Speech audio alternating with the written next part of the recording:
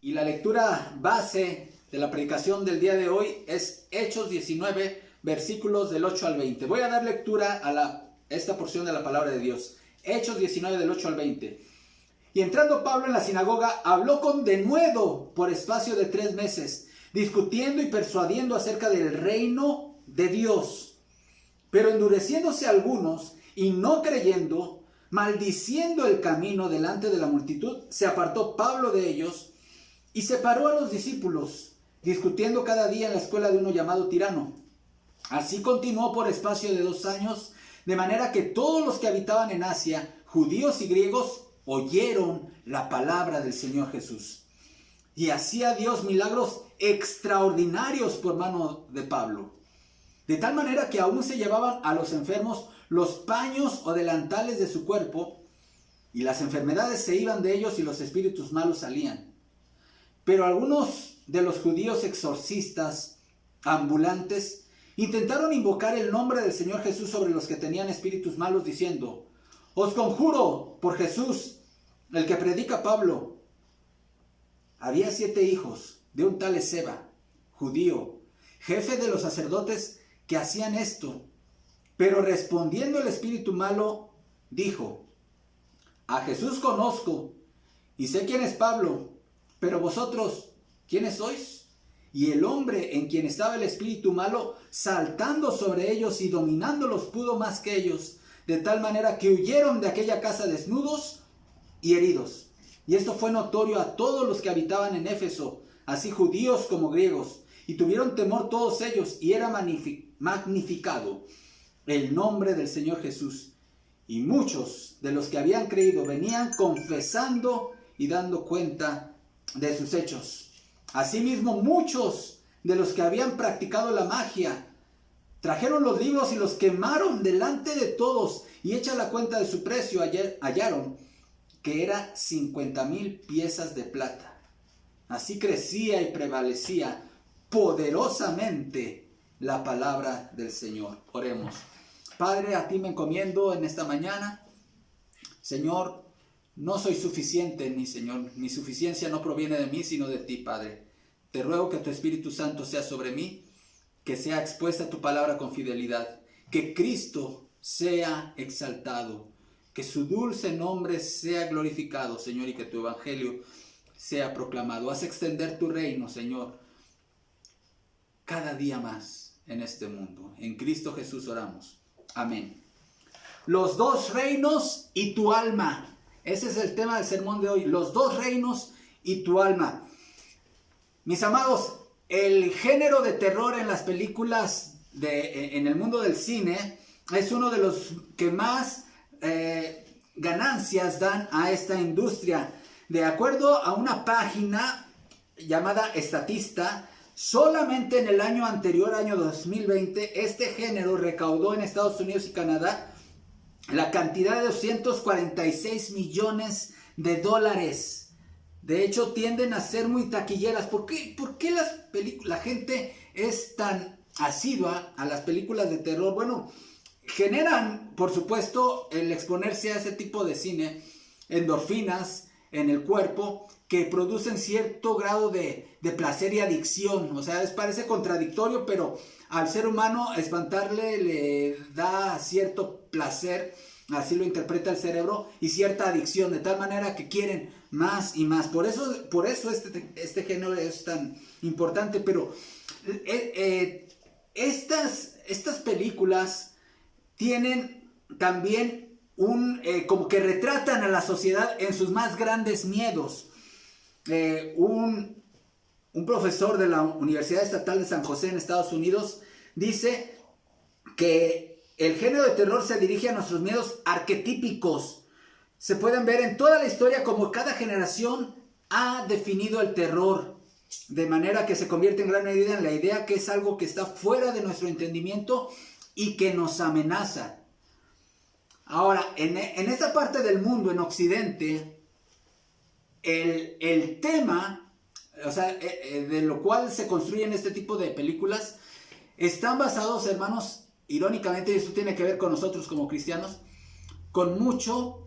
tienen como fundamento muchas cosas, por supuesto muchas distorsiones, de la fe cristiana. Si ustedes se dan cuenta, muchas de las películas de terror más famosas están basadas en cuestiones ya sea apocalípticas, como la venida del anticristo, o con posesiones demoníacas, ¿no? Y, por cierto, un comentario al margen: ¿los cristianos deberíamos ver películas de terror o no? Mi opinión, y con base a lo que vamos a ver hoy, hermanos, es que no son recomendables. No son recomendables. Al menos nosotros como familia no somos consumidores de este género de películas. Y no quiero ser dogmático, desde luego, pero no son recomendables porque, además, hermanos, si alguien fuera ateo, como no creyera en lo sobrenatural, no creyera en las posesiones, pues qué le importaría, ¿no? Pero como cristianos creemos en lo sobrenatural, creemos en un reino de tinieblas, creemos que así como existe el reino de Dios, existe el reino del mal, y existen seres espirituales que trabajan para intentar detener el avance del reino de Dios en el mundo. Pero bueno, más allá de esto, hermanos, aquí, en este relato, se pone en evidencia, hermanos, la existencia de estos dos reinos: el reino de Dios y el reino de las tinieblas. Ser cristiano es creer que existen estos dos reinos. Y tú, que me escuchas en esta mañana, o perteneces al reino de las tinieblas o perteneces al reino de Dios. O estás trabajando para extender el reino de Dios en el mundo, o estás trabajando en contra del reino de Dios. Cuando Pablo llega a la ciudad de Éfeso, recordemos que primero se encontró con 12 hombres, ¿verdad? Que eran discípulos que solamente conocían el bautismo de Juan el Bautista. Y Pablo les expuso el evangelio, les habló de Cristo, y ellos creyeron y se bautizaron. Es decir, fueron incorporados a la iglesia. Pero la ciudad de Éfeso era una ciudad muy interesante, hermanos, porque Éfeso era una de las ciudades importantes en todo el Imperio Romano, en toda esa cuenca del Mediterráneo. Éfeso era importante, y su importancia radicaba, en primer lugar, por su geografía, porque era un puerto ahí que daba al mar Egeo, conectaba justamente en ese mar que divide Asia de Europa. Ahí estaba Éfeso, al sur de Asia, y conectaba, era un punto importante para el comercio entre Europa y el Oriente. Pero quizá lo más importante que tenía la ciudad de Éfeso era su importancia desde el punto de vista cultural y religioso, porque era sede de una de las de las 7 maravillas del mundo antiguo: el templo de Diana, el nombre romano de esta diosa que estaba ubicado ahí. Dicen que era una construcción increíblemente asombrosa. Había gente que venía de lejanas partes del mundo solamente a conocer este templo pagano y la estatua que estaba ahí. Que se decía, por cierto, la leyenda religiosa era que esa estatua había caído del cielo, no había sido construida por mano humana. Y era un centro religioso muy importante, muy importante. Pero también Éfeso era una ciudad en donde ese paganismo y ese sincretismo, como había gente de tantas regiones ahí viviendo, se daba mucho todo el oscurantismo, toda esa parte de esoterismo, de practicar la magia, la hechicería, los exorcismos. Y había una gran influencia satánica en Éfeso. ¿Por qué? Porque había gente que era muy dada, y había tanto quienes ofrecían servicios de brujería, de hechicería, como había consumidores de ese tipo de servicios, ¿verdad? Pues en esa ciudad está llegando el evangelio, y ya había estado Pablo ahí, dejó a Aquila y Priscila, ellos comenzaron la obra, pero ahora Pablo iba a dedicar más de 2 años al establecimiento de la iglesia cristiana en esta ciudad, pues tan importante en muchos aspectos. Pero en esta actividad de establecer el reino de Dios aquí, vemos cómo se desató la furia de los poderes de las tinieblas. Y vemos cómo, en primer lugar, este pasaje nos habla de la existencia del reino de Dios. Ese es el primer punto que vamos a ver. En segundo lugar, vamos a ver que este pasaje nos habla también de la existencia del reino de las tinieblas. Y como tercer punto, vamos a ver que este pasaje nos habla cómo una persona puede pasar del reino de las tinieblas al reino de Dios. Vayamos a ver las características acerca del reino de Dios. Versículos 8 al 12. Y entrando Pablo en la sinagoga, habló con denuedo por espacio de 3 meses, discutiendo y persuadiendo acerca ¿de qué? Del reino de Dios. Note esto. Discutiendo y persuadiendo acerca del reino de Dios. Esta palabra, hermanos, discutiendo, es la palabra griega dialogomai, de donde viene la palabra diálogo. El formato que utilizó Pablo para presentarles el evangelio a los judíos, a la comunidad judía de Éfeso, fue el diálogo, el debate. Entonces yo me puedo imaginar a Pablo ahí, no solamente dando un monólogo, sino permitiendo que se le hiciesen preguntas y él dando argumentos sólidos de que Jesús era el Mesías que habían anunciado los profetas, Jesús de Nazaret. Pero aún con toda la evidencia presentada por Pablo en esta actividad, dice el versículo 9 que endureciéndose algunos y no creyendo, maldiciendo el camino delante de la multitud, se apartó Pablo de ellos y separó a los discípulos discutiendo cada día en la escuela de uno llamado Tirano. Y aquí en el 9, versículo 9, hemos visto o se menciona el primer aspecto del reino de Dios. Se menciona el camino. ¿A qué se refiere Lucas cuando dice que estas personas judías que se endurecieron maldecían el camino? Bueno, se refiere justamente a la manifestación visible del reino de Dios en el mundo. ¿Cuál es esa manifestación? La iglesia. La iglesia. Así se le llamaba al cristianismo en la época de Pablo. El camino.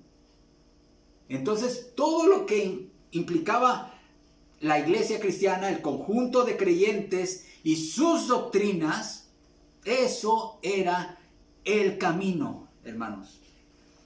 Este término era el nombre que utilizaban las personas para referirse al cristianismo, hermanos.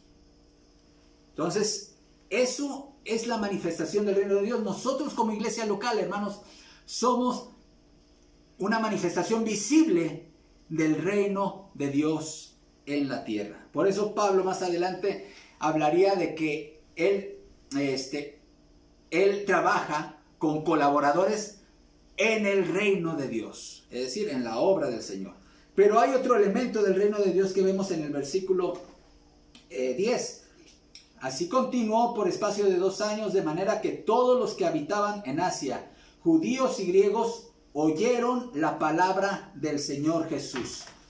Quiere decir que el reino de Dios tiene una manifestación visible que es la iglesia, el pueblo de Dios, la comunidad de creyentes y la fe de esos creyentes, es decir, la doctrina, el cuerpo de doctrinas que esos creyentes abrazan y creen y defienden.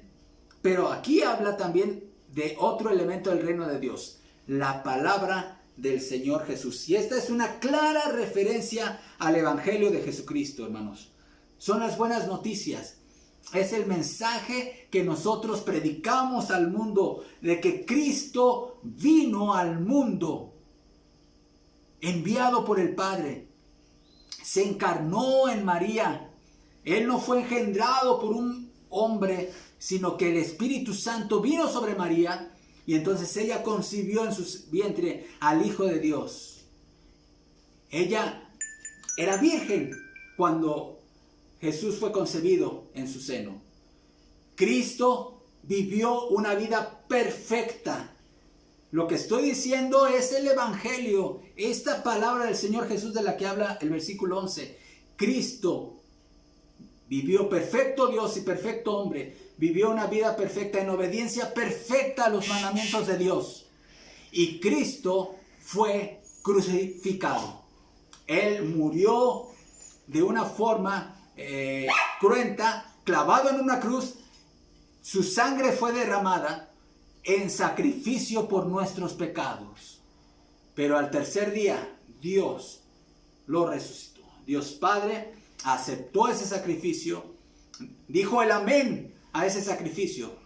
Y entonces, ahora los seres humanos tenemos acceso, por medio de la fe en Cristo, a la reconciliación con Dios. Ese es el Evangelio. Y han pasado 20 siglos, más de 20 siglos, y ese Evangelio se sigue predicando en el mundo. Y tú seguramente lo has escuchado. La pregunta es, ¿ya has creído en la palabra del Señor Jesús, así como dice aquí? Dice aquí que en Asia, todos los que habitaban en Asia, todos, judíos y no judíos, oyeron este Evangelio. Y tú, que seguramente me escuchas, tú ya has escuchado este Evangelio. La pregunta es, ¿ya lo has creído? Este Evangelio ha transformado ya tu corazón y tu vida. Tanto la palabra de Dios, hermanos, que es la revelación escrita, la Biblia, ¿sí? Y el Evangelio contenido ahí, hermanos, son testimonios eternos que nunca van a dejar. Miren, cuando el reino de Dios se consuma allá en el fin de los tiempos, la palabra de Dios seguirá permaneciendo. Dice Mateo 24:35, el cielo y la tierra pasarán, pero mis palabras no pasarán. Y el Salmo 119:89 dice, para siempre, oh Jehová, permanece tu palabra en los cielos. Hermanos, qué gozo que allá en el estado eterno, en el reino de Dios, nosotros seguiremos disfrutando de la palabra de Dios, porque esta nunca perecerá, nunca se marchitará. Hemos visto hasta ahorita dos elementos del reino de Dios, ¿sí? La iglesia y la palabra de Dios y su evangelio. Pero también, hermanos, vemos el poder de Dios, porque el reino de Dios es una manifestación del poder de Dios. Versículo 11. Note, y hacía Dios milagros extraordinarios por mano de Pablo. Nosotros los cristianos creemos, hermanos, que Dios tiene todo el poder para alterar las leyes de la naturaleza, las leyes naturales. Y eso se llama milagro. Milagros. Así que las mentes racionalistas de muchos intérpretes bíblicos que dicen que lo que la Biblia menciona como milagros en realidad no lo son, están en un error garrafal. Estos son verdaderos milagros, verdaderas alteraciones de las leyes naturales por el poder de Dios. Yo no tengo ninguna duda de que esto realmente ocurría en época de Pablo, pero ocurre también en nuestra época, porque Dios no ha dejado de hacer milagros en la actualidad, hermanos. Su mano no se ha cortado hasta ahora. Los milagros. Y vamos a ver cómo hacía sanidades por mano de Pablo. En el versículo 12 dice, de tal manera que aún se llevaban a los enfermos los paños o delantales de su cuerpo, y las enfermedades de ellos y los espíritus malos salían. Y las enfermedades se iban de ellos y los espíritus malos salían. Miren, ya había mencionado que la gente de Éfeso era muy supersticiosa, ¿verdad? Era muy dedicada al esoterismo y a la hechicería. Entonces, esta referencia que hace Lucas de que llevaban las prendas del apóstol Pablo y se las llevaban a los enfermos y ellos sanaban, hermanos, es una referencia justamente a esa mentalidad folclórica que tenían la gente de Éfeso, ¿sí? Es decir, ellos pensaban que si tocaban una prenda de Pablo iban a recibir sanidad. Y esto de ninguna manera, hermanos, está estableciendo una norma de procedencia para las futuras generaciones en la iglesia. Esto no justifica en nada a esa secta que se llama Pare de Sufrir, que si tú, que te venden una botellita con agua del río Jordán y que si te la tomas serás libre de toda enfermedad. ¿Sí? Así que nadie me vaya a pedir el pañuelo para que alguien se lo ponga aquí en la frente y piense que va a ser sano. No, yo no voy a hacer una oración sobre ningún pañuelo para recibir sanidad. Esto no está justificando nada de ese tipo de prácticas. Dios en su soberanía, mis amados hermanos, quiso usar el folclore, esa mentalidad esotérica que todavía tenía la gente de Éfeso, para decir: yo soy el Dios todopoderoso y Pablo es mi siervo, y lo que él predica es el evangelio que ustedes deben de creer. Eso es justamente lo que está ocurriendo aquí, hermanos.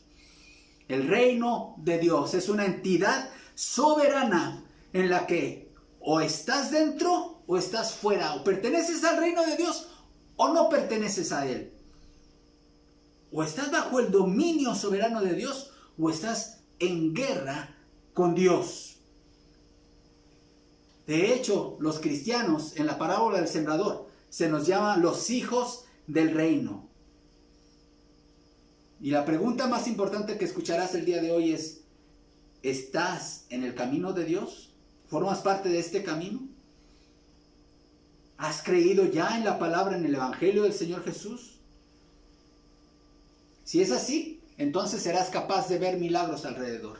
Porque los únicos que ven milagros alrededor somos los verdaderos creyentes.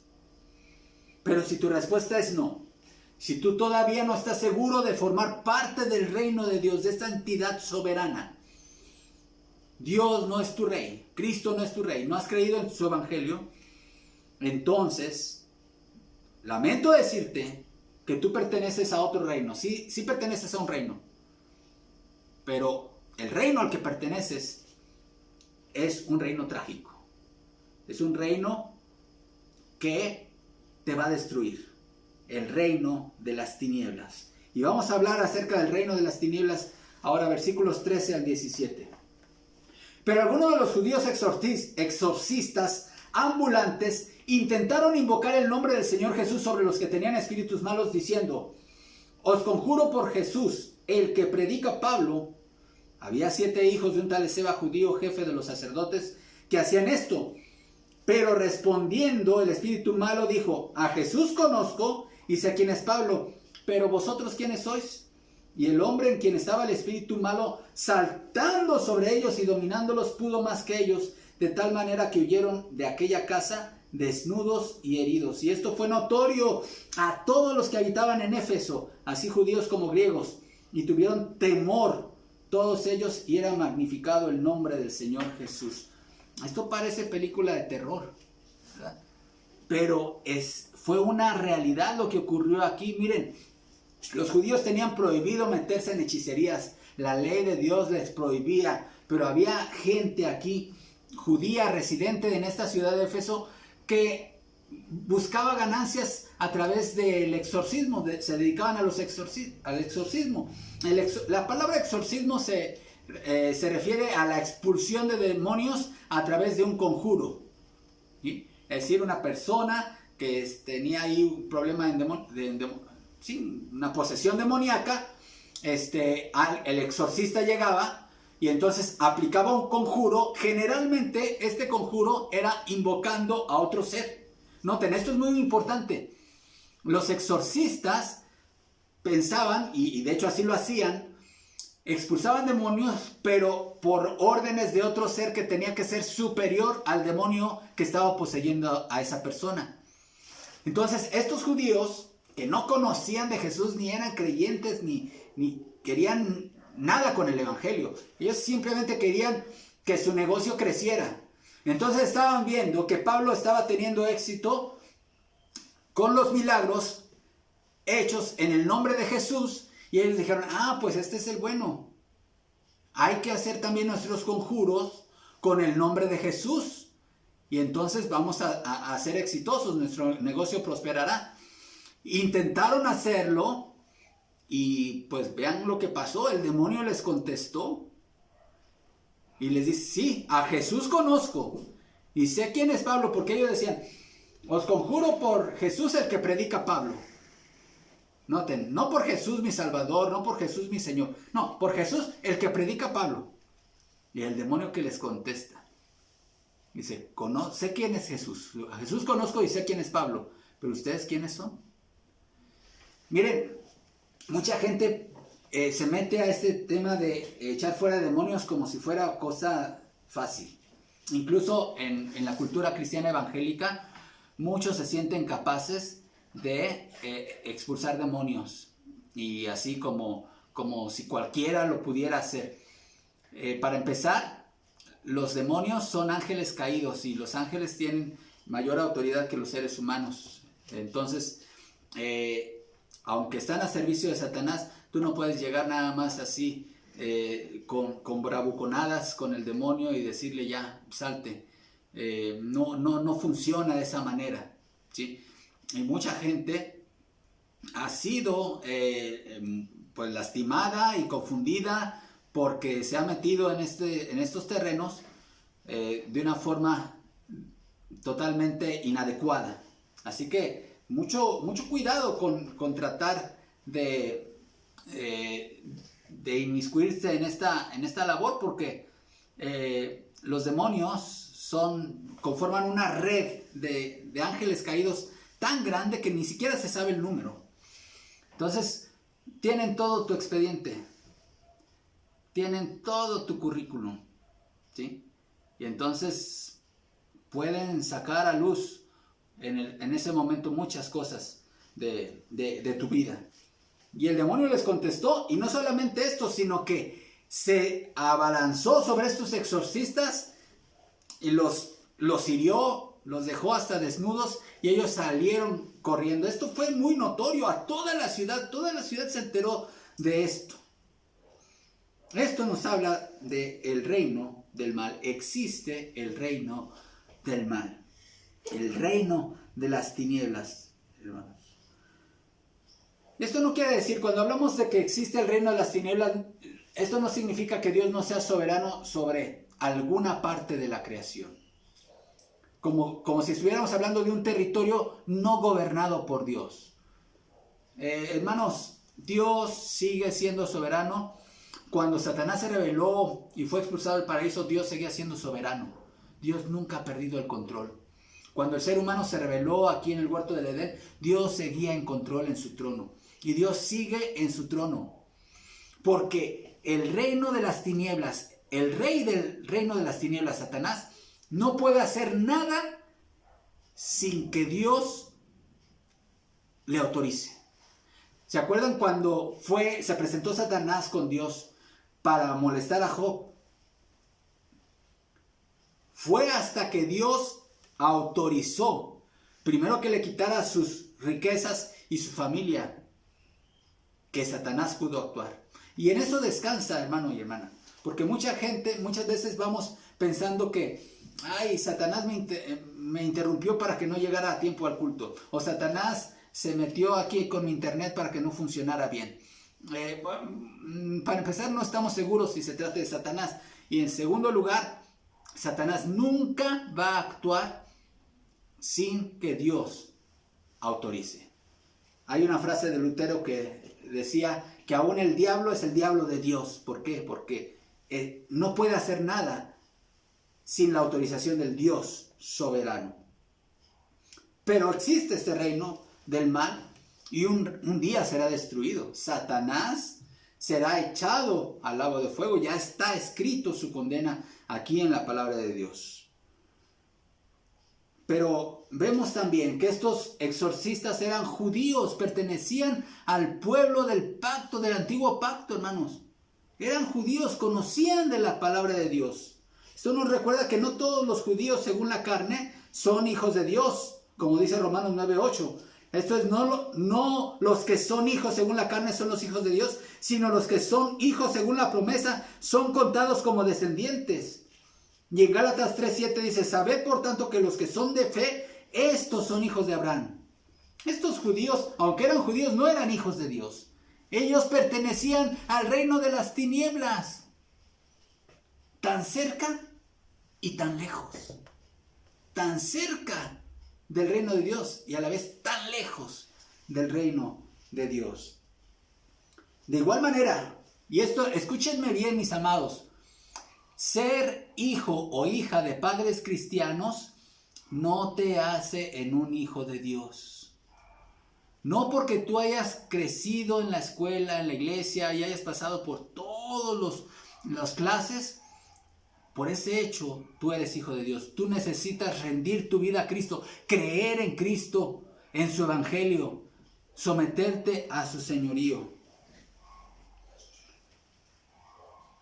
No pasará en muchas familias esto que pasó con estos exorcistas ambulantes, que afirman muchas personas ser cristianos sin serlo y están fuera del reino de Dios. Miren, hace algunos años escuché una historia bastante triste de un joven de la iglesia, hermanos, o sea, de la unión de jóvenes, padres cristianos. Pasó por todas las clases, desde parvulitos, primarios, en la escuela dominical, asistía a los jóvenes. Después de mucho tiempo le perdimos la pista, o dejamos de saber de él, pero por unos familiares nos enteramos que cuando llegó por ahí la edad de los 20 y tantos, se empezó a meter en el mundo de la música rock satánica, este género que se mete mucho al satanismo, y empezó a ser un consumidor de este género, y a meterse, a abrir puertas, ¿no? en este aspecto del reino de las tinieblas, a tal grado que empezó a presentar cambios de personalidad el muchacho. Esto siguió creciendo hasta que llegó a presentar datos francos de posesión demoníaca. Ya no supe yo muy bien los detalles de cómo se le dieron el auxilio espiritual a este joven. Parece ser que él fue liberado y actualmente él se ha convertido en un verdadero creyente en Cristo. Pero estamos hablando de un chico que pasó por la iglesia, hermanos, creció en la iglesia de familia cristiana. Y por andar pisando terrenos peligrosos, su vida llegó a una situación bastante trágica. Si tú eres un verdadero cristiano, tú no debes preocuparte por ser poseído por algún demonio, porque los demonios no pueden poseer a un verdadero creyente.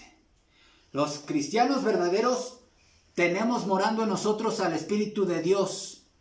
Dios vive en nosotros a través de su Espíritu Santo. Nuestro cuerpo es el templo del Espíritu Santo. 1 Corintios 6, 19 y 20 dice: ¿no se dan cuenta que su cuerpo es el templo del Espíritu Santo, quien vive en ustedes y les fue dado por Dios? Ustedes no se pertenecen a sí mismos, porque Dios los compró a un alto precio. Por lo tanto, honren a Dios con su cuerpo. Si tú eres un verdadero creyente en Cristo, has creído en Cristo, has creído en su evangelio, has abrazado el mensaje de la cruz, y tu vida refleja justamente esa fe, no debes preocuparte porque un demonio venga y te posea. Tú no puedes ser poseído por un demonio. ¿Por qué? Porque 2 Corintios 3:17, nota lo que dice: porque el Señor es el Espíritu, y donde está el Espíritu del Señor, allí hay libertad. Noten, donde está el Espíritu del Señor, allí hay libertad. No puede haber posesión ni esclavitud donde está el Espíritu del Señor. 1 Corintios 2:12 también dice: y nosotros no hemos recibido el espíritu del mundo, sino el espíritu que proviene de Dios, para que sepamos lo que Dios nos ha concedido. Pero quiero llevarles a este pasaje de Mateo, y vayan conmigo, por favor. Vayamos juntos a Mateo 12:43. Cuando un espíritu maligno sale de una persona, va al desierto en busca de descanso, pero no lo encuentra. Entonces dice: volveré a la persona de la cual salí. De modo que regresa y encuentra su antigua casa, note esto, vacía. vacía, barrida y en orden. Entonces el espíritu busca a otros 7 espíritus más malignos que él y todos entran en la persona y viven allí. Y entonces esa persona queda peor que antes. Eso es lo que le ocurrirá a esta generación maligna. Así que si tú eres cristiano, tu casa ya no está vacía. ¿Por qué? Porque el Espíritu de Dios mora en ti. Está habitada por el Espíritu Santo. Y donde está el Espíritu de Dios, ahí hay libertad. No hay posesión. Pero aquí, hermanos, hay un terrible pero. Si tú no eres cristiano, si tú no has entregado tu vida a Jesús, no estás sometido al señorío de Cristo, si Cristo no es tu Señor y tu Salvador, si para ti la muerte en la cruz de Jesús y su resurrección no tienen ningún significado, entonces tu vida no le pertenece a Jesús. Y por lo tanto, el Espíritu Santo no mora en ti. Así que aplica para ti lo que dice Romanos 8:9. Pero ustedes no están dominados por su naturaleza pecaminosa, son controlados por el Espíritu, si el Espíritu de Dios vive en ustedes. Y recuerden que los que no tienen al Espíritu de Cristo en ellos, de ninguna manera pertenecen a Él. Si el Espíritu Santo no mora en ti, entonces tú no le perteneces a Dios. Y esa es tu condición. Tu casa está vacía. Y basta con que tú empieces a acercarte a ciertas fronteras espirituales. Que tú empieces a caminar por ciertos lugares límites. Que empieces a tocar ciertas puertas que no debes de tocar. Puertas que te parecen inocentes. Una inocente lectura de la mano. Una inocente lectura de las cartas. Un trabajito para que mi vecino ya no se mete conmigo. Una curación del mal de ojo. Una limpia. ¿Qué me puede hacer una limpia? Un jueguito inocente de la ouija. O de los lapiceros invocando ahí espíritus malignos. Invocación de demonios de puro juego, no, esto no es cierto, es de vacilada. Una película oscura con invocaciones. Una canción con mensaje satánico. Ahora, si tú no eres cristiano, tú vas a decir, ay, bueno, eso les va a afectar a las personas que creen en eso. Déjame decirte, si tú no eres cristiano, eso te va a afectar a ti. Estás en terrenos peligrosos. Estás tocando puertas que no debes de tocar. Un verdadero cristiano se cuidará de pisar esos terrenos. Hemos visto entonces que hay dos entidades reales, el reino de Dios y el reino de las tinieblas. El reino de las tinieblas también quiere imitar los milagros de Dios. Y a veces nos asombran con sus hechizos y encantamientos. Pero al final de cuentas, como ocurrió en el palacio de Faraón, esa serpiente esa vara de Moisés que se convirtió en serpiente, terminó devorando a las serpientes encantadas de los magos de Faraón. Al final se va a quedar de manifiesto que el reino de Dios dominará sobre el reino de las tinieblas. Ahora, ¿cómo puede una persona?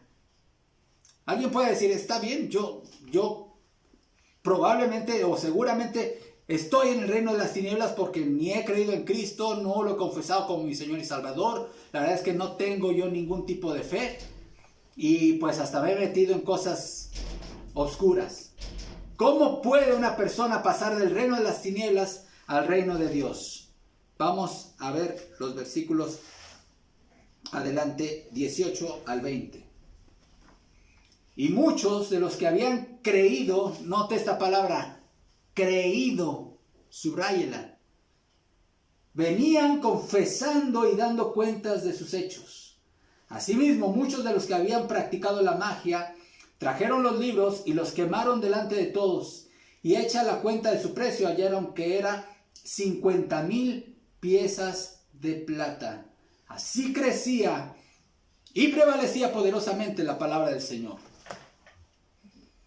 Si tú quieres dejar de pertenecer al reino de las tinieblas, tú necesitas creer al Evangelio de Jesús. Creer que Él vivió, murió y volvió a vivir por ti. Que su sacrificio y su muerte en la cruz fue por ti, por tu culpa, por tus pecados.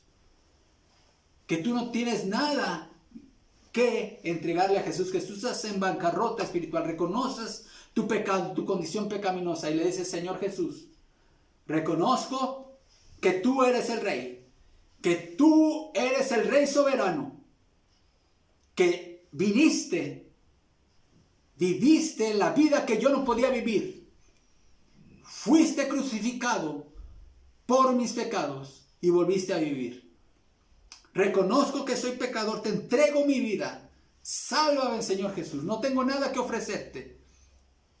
Cuando tú pones tu fe en Jesucristo, entonces eres trasladado del reino de las tinieblas al reino de la luz. Vean lo que aquí ocurrió, hermanos. 3 aspectos que nos dice lo que ocurrió en los que presenciaron estos hechos. Dice, y muchos de los que habían, ¿qué pasó? Creído. Primer paso, creer en Jesucristo. Poner tu fe, toda tu fe y toda tu confianza en Jesucristo. No en Jesucristo y alguien más. No en Jesucristo y una institución. No en Jesucristo y un líder. No en Jesucristo y tus virtudes o tus bondades. Solo en Jesucristo. Cree en Jesucristo. Esa es la fe de la que habla este pasaje. Habían creído, pero noten que viene aparejado con el creer. Venían confesando y dando cuentas de sus hechos. El arrepentimiento, una fe que no involucra arrepentimiento, no es para nada una fe auténtica. Porque el creer no solamente involucra aceptar ciertas verdades mentales, involucra un cambio de dirección, un darle la espalda a la vida pasada, un darle la espalda, una renuncia a la vida pecaminosa. Y entonces implica un cambio de vida. Si tú ibas en una dirección, ahora vas en la dirección opuesta. Por eso, estas personas dicen que venían confesando y dando cuentas de sus hechos. Cuando tú vienes a Cristo, tienes que venir en arrepentimiento y fe, dando cuenta de tus maldades. No te justifiques. No trates de justificarte ante Jesús. No le digas, es que yo hice cosas malas, pero lo hice por esto, por esto, por esto. No. Eso no sirve. Necesitas confesar y dar cuenta de tus hechos. Decir, Señor Jesús, soy digno de eterna condenación. Sálvame. Me aferro a tu cruz, me aferro a tu sacrificio. Creo en ti. Y en este arrepentimiento, noten, y esto es algo maravilloso, hermanos. Romper definitivamente con tu pasado. Versículo 19. Asimismo, muchos de los que habían practicado la magia trajeron los libros y los quemaron delante de todos, y hecha la cuenta de su precio hallaron que era 50,000 piezas de plata. Mucha gente había invertido mucho dinero en el reino de las tinieblas. Pero a esta gente no le importaba cuánto había invertido en esos libros de magia. No les preocupó, dice, bueno, pues mejor los vendemos, ¿no? Y rescatamos algo del precio. No. Ellos trajeron esos libros costosos. Hicieron una gran fogata y dijeron, estamos renunciando al reino de las tinieblas. Estamos renunciando a nuestra vida pasada, no queremos saber nada. Alguien que se convierte en cristiano es alguien que renuncia totalmente a su pasado. No va a querer rescatar un pedacito de su hechicería. Bueno, ya renuncié a la gran mayoría, pero conservo esto. No, renuncia a todo, porque ahora eres un hijo de Dios. Estas personas le dieron una espalda total a su vida pasada. No querían saber absolutamente nada del reino de las tinieblas. ¿A qué reino perteneces? ¿Estás bajo el dominio soberano de tu Creador, del Dios del universo, el único Dios verdadero, de Jesucristo, el Rey de Reyes? ¿Estás viviendo en el ámbito del dominio del reino de Dios? ¿Perteneces al reino de Dios? ¿O perteneces aún al reino de las tinieblas? ¿Has creído ya en Cristo Jesús como tu Señor y Salvador? ¿Estás viviendo para Él? Mis amados, para el cristiano verdadero, no hay nada en el reino de las tinieblas que pueda resultarnos atractivo. Así como a estos cristianos nuevos creyentes en Éfeso, nada de su vida pasada ya les resultaba atractivo. 50,000 piezas de plata, era una cantidad increíblemente grande. Eso no importaba. Eso tenía que ser destruido. Pero aún así, sea quien seas tú que me escuchas en esta mañana, no importa cuál sea tu condición espiritual, déjame decirte algo. No camines en fronteras peligrosas. No toques puertas, ni te involucres en terrenos de los cuales después vayas a lamentar. Ten mucho cuidado con considerar inocentes algunas prácticas que no tienen absolutamente nada de inocente. Ten cuidado de ti mismo. Estamos viviendo una época del año en donde empiezan a proliferar muchas actividades que tienen que ver con brujería, esoterismo, satanismo, por acercarse a esta temporada. Tengamos cuidado de nuestros pequeños, de nuestros jóvenes, y como adultos cuidémonos también de lo que vemos, de lo que escuchamos y de no andar jugando con fuego. Oremos. Padre, gracias te damos por tu palabra. Gracias te damos, Señor, porque podemos cantar con ese bello himno: ya pertenezco a Cristo. Ya pertenezco a Cristo. Ya, ahora pertenecemos a ti, Señor, a tu reino. Dice tu palabra que tú nos has trasladado, Señor, del reino de las tinieblas al reino de tu amado Hijo. Qué bendición, Padre. Qué maravilla.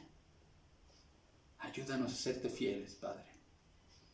Ayúdanos a guardarnos y sobre todo a conservarnos fieles a ti, a tu reino.